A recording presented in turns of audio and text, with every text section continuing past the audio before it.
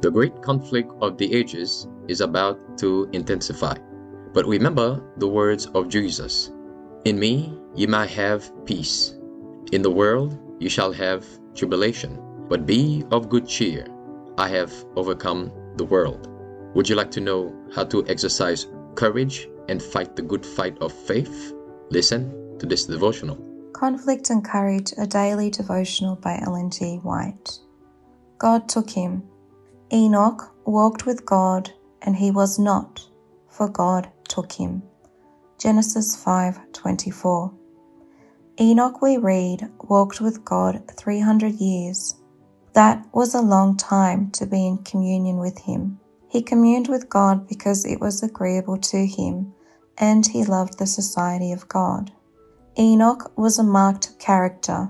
Many look upon his life as something above what the generality of mortals can ever reach. But Enoch's life and character represent what the lives and characters of all must be. If, like Enoch, they are subjects to be translated when Christ shall come, his life was what the life of every individual may be if he closely connects with God. We should remember that Enoch was surrounded with influences so depraved that God brought a flood of waters on the world to destroy its inhabitants for their corruption.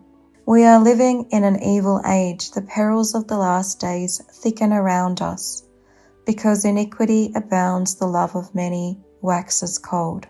Enoch's case is before us. He lived in a corrupt age, when moral pollution was teeming all round him. Yet he trained his mind to devotion, to love, purity. His conversation was upon heavenly things. He educated his mind to run in this channel, and he bore the impress of the divine.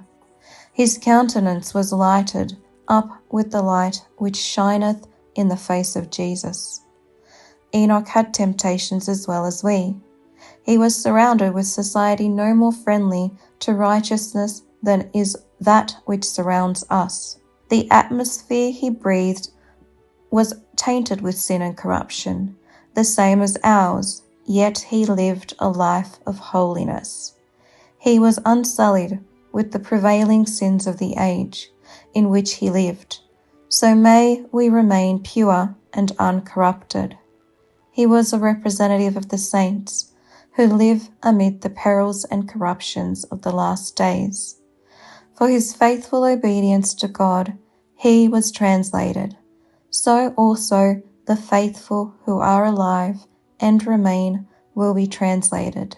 They will be removed from a sinful and corrupt world to the pure joys of heaven. Our present work is to come out from the world and be separate. This is the only way we can walk with God, as did Enoch.